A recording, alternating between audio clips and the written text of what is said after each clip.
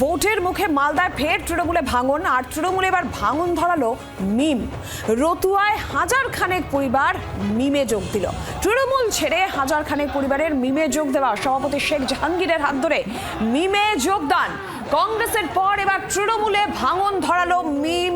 মালদায় ভোটের মুখে ফের শাসক দলে ভাঙন।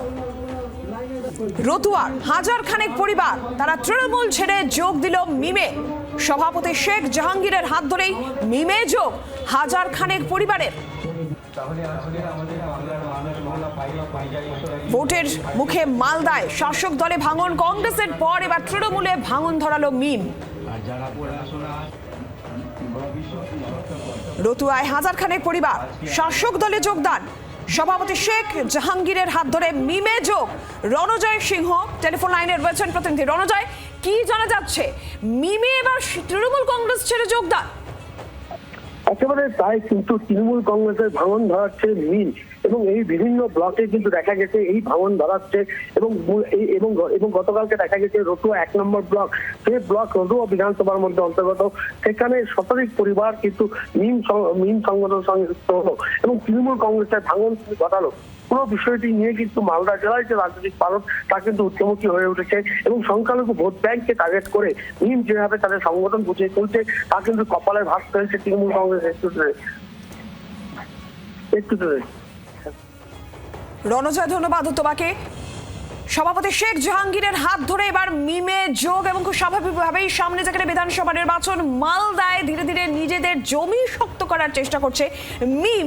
সেক্ষেত্রে সংখ্যালঘু অধ্যুষিত জেলা মালদায়, সেখানে সংখ্যালঘু ভোট ব্যাংক, সেটার কিন্তু প্রভাব পড়তে পারে এমনটাই মনে করছে রাজনৈতিক মহল। সেই জায়গা থেকে দাঁড়িয়ে শাসক দলের জন্য এটা কতটা চিন্তার কারণ হতে পারে?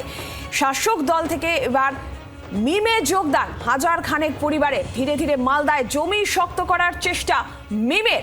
কংগ্রেসের পর এবার তৃণমূল কংগ্রেসে ভাঙন ধরালো মিম। রতুয়ায় হাজার খানেক পরিবারের মিমে যোগদান। তৃণমূল কংগ্রেস মুখপাত্র সুদীপ রাহা এই মুহূর্তে রয়েছেন আমাদের সঙ্গে টেলিফোন লাইনে। সুদীপ, মালদার রতুয়ায় হাজার খানেক পরিবার তারা এবার তৃণমূল কংগ্রেস ছেড়ে মিমে যোগ দিয়েছে। কি মনে করছেন, সংখ্যালঘু অধ্যুষিত জেলা মালদা, সেখানে এই ভোট ব্যাংক, সংখ্যালঘু ভোট ব্যাংক, আপনাদের ক্ষেত্রে মিমে যখন এইভাবে জমি শক্ত হচ্ছে মিম, সেক্ষেত্রে কতটা প্রভাব পড়তে পারে বলে আপনি কি মনে করছেন? দেখুন, মমতা বন্দ্যোপাধ্যায়ের দল এবং সরকার সংখ্যালঘু ভোট ব্যাংকে মাথায় রেখে তো 15 বছরের উন্নয়ন করেনি।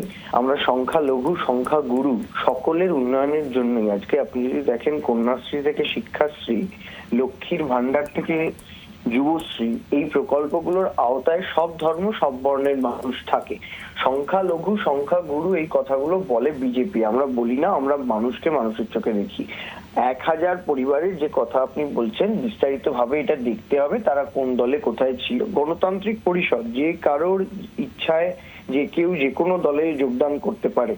কিন্তু অতীতেও আমরা দেখেছি যে অনেকে হয়তো তৃণমূল কংগ্রেসকে ভুল বুঝে কেউ যদি দূরে সরে গিয়ে থাকেন, তারা আবার ফিরে এসেছেন। তার কারণ তারা এটা রিয়েলাইজ করেছেন, এই মিম বলুন বা এই জেইউপি বলুন, এই যে রাজনৈতিক দলগুলো, এরা আসলে বিজেপির বি টিম।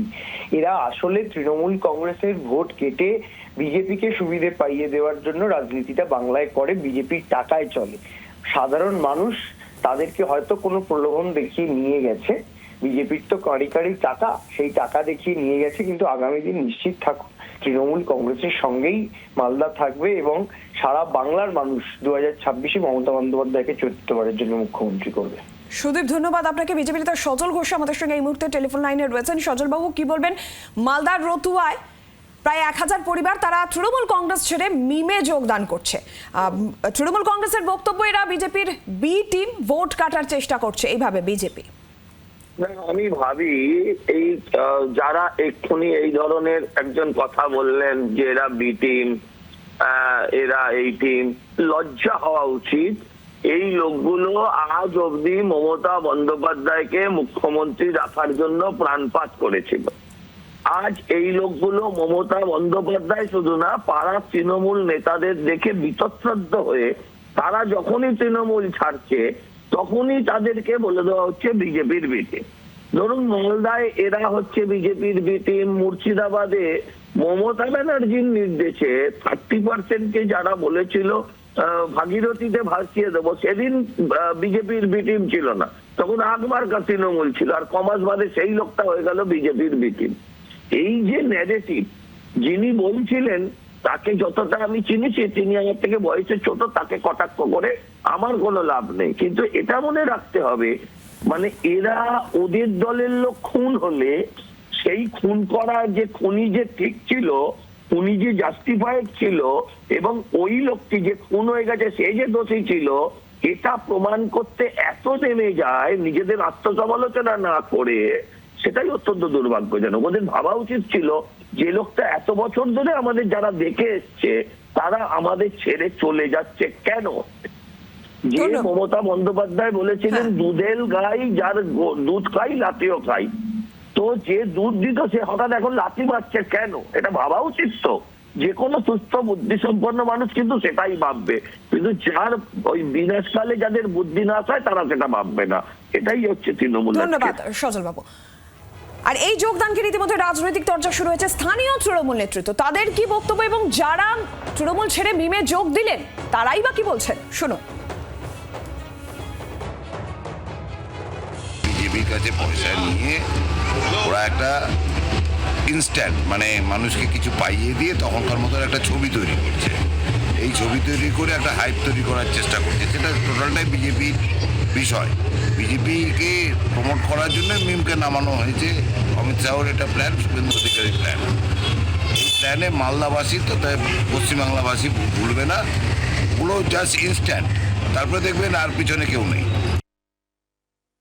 আজকে প্রায় 1200 থেকে 1500 জন আমাদের মিম পার্টিতে আসলো। এতে রতুয়া বিধানসভায় তো প্রত্যেক দিন প্রায় হাজারে হাজারে মানুষ মিম পার্টি জয়েন করছে, ব্যারিস্টার আসাদুদ্দিন ওয়াইসির পার্টিতে যোগদান করছে। কিন্তু আজকে তার থেকে সংখ্যাটা অনেক অনেক অনেক গুণে বেশি ছিল। আর এলাকায় যেন মিমের একটা লহর বা মিমের একটা বন্যা বয়ে গিয়েছে। আমার মতে এমআইএমকে এই বিধানসভাতে কেউ হারানোর মতো আর শক্তি নেই। বাংলার আওয়াজ, বাঙালির আবেগ, জি 24 ঘন্টা।